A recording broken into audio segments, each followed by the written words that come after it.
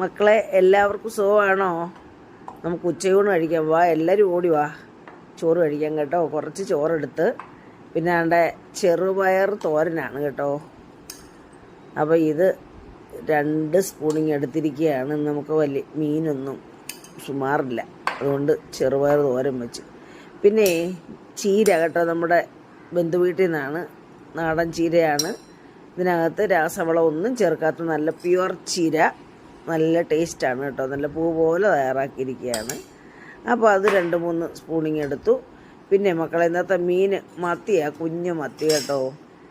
അത് ഞാൻ മുളക് കറി വെച്ചിരിക്കുകയാണ്. അതിൽ ഒരു മീൻ എടുക്കുവാണ് കേട്ടോ. ഒരു മീനും കുറച്ച് ചാറും. എനിക്ക് ഈ പയർ തോരനും ഈ ചീരത്തോരനും മതി ചോറ് കഴിക്കാൻ. എങ്കിലും ഒരു ശകലം ടച്ച് ചെയ്യാൻ വേണ്ടി എടുത്തു.